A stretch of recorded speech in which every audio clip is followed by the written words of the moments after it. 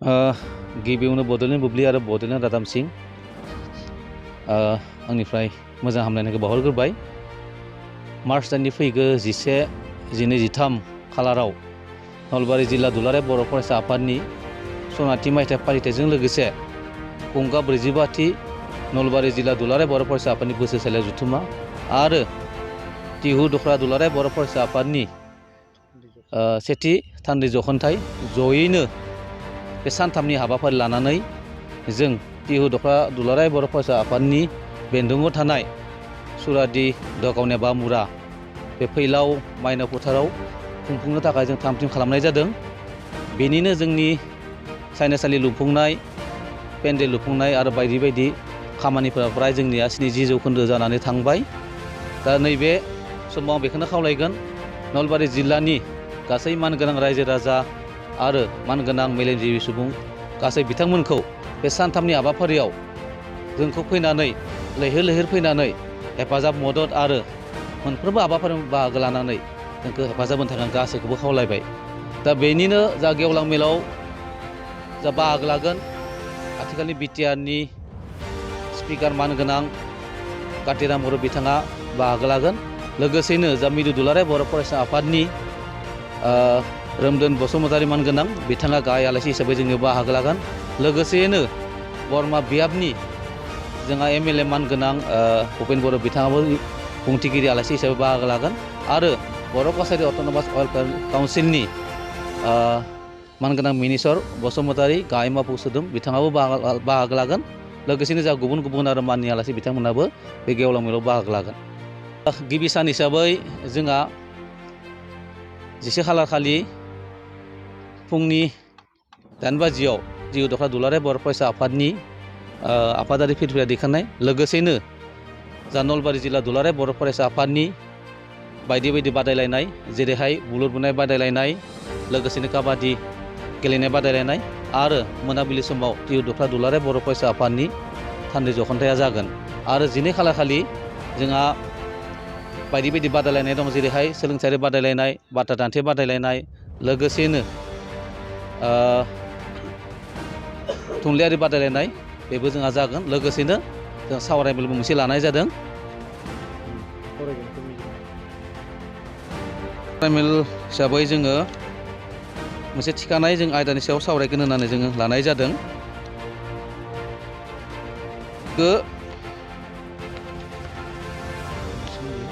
सावरायमेल हिसाबै जोङो बे मोनसे आयदाखौ थिखानाय आयदानि सायाव सावरायनो होननानै लानाय जादों। बे जाबाय गोग्गो बर' समाज दानाय बर' फरायसा फोरोंगिरि आरो बिमा बिफानि बिहोमा। बेयाव जों आलासि हिसाबै हांख्रायनानै लाबोदों बरमा कलेजनि बिबुंगोरा मानगोनां सन्जय बर' आरो लोगोसेनो सासे आरो फुंखा सुबुं हिसाबै जोङो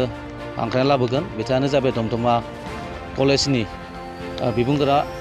डक्टर दिपेन बर' बिथांमोना बे सावरायमेलाव बाहागो लागोन। बे समाव बे सानथामनि हाबाफारियाव जोंखौ गासैबो लैहोर लैहोर फैनानै जोंनि बे जायखिजाया हाबाफारियावनो फैनानै जोंखौ मदद होनो थाखाय आं गासैबो रायजो राजा बिथांमोनखौ गुरै खावलायबाय। नलबारि जिल्ला दुलाराय बर' फरायसा आफादनि सनाथि मायथाइ लोगोसे खुंगा 45थि नलबारि जिल्ला बर' फरायसा आफादजों लोगोसे टिहु दखरा बर' फरायसा आफादनि सेथि बोसोरारि जखनथाइनि बे हुरादि आरो दकनिया बामुरा बे फैलाव माइनाव फोथाराव जाफुंनो लानाय बे फैगौ 11, 12, 13 मार्चआव खुंफुंनो लादों बे हाबाफारियाव आङो रायजो राजानिफ्राय गोबां हामलायनाय मोनदों। लोगोसे बे जोंनि टिहु दखरानि सिङाव थानाय मोनफ्रोमबो गामिनिफ्राय फैनानै जोंनि खामानि मावनायाव हेफाजाब होफैगासिनो दोङो। लोगोसे रायजो राजाफोराबो गाव गावनि खामानिखौ दोनथ'नायब्लाबो खस्थ'यैब्लाबो जोंनि बे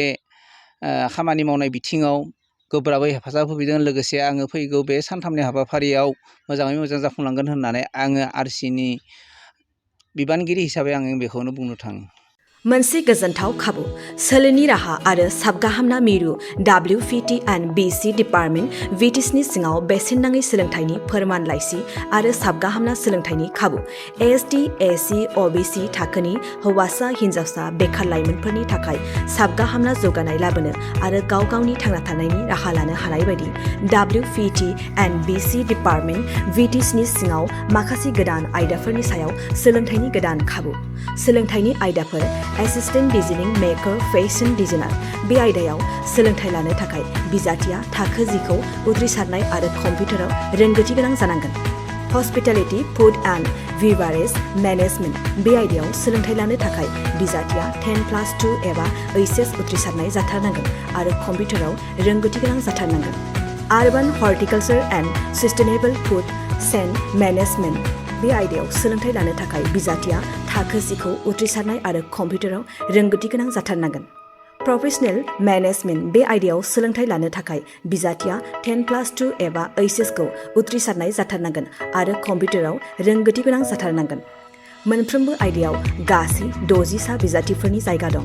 मोनफ्रोमबो आयदाफोराव हौवासा आरो हिन्जावसा गोसोगुदुं बिजाथिफोरा मुंखौ थिसननो हागोन गोसोगुदुं बिजाथिफोरा मुं थिसननाय समाव गावनि थंनि फोरमान सोलोंथाइनि फोरमान लाइसि गांथाम पासपर्ट फट' बेंक पासबुक आरो होफानाय लाइसिफोराव साखि हिसाबै सहि होना लाबोथारनांगोन गोसोगुदुं बिजाथिफोरा 1 मार्चनिफ्राय 5 मार्चसिमनि गेजेराव मुंखौ थिसननो हागोन सोलोंसालिनि थं SREC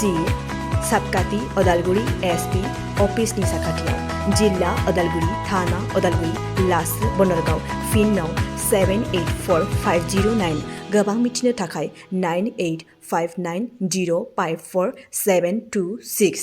9101856615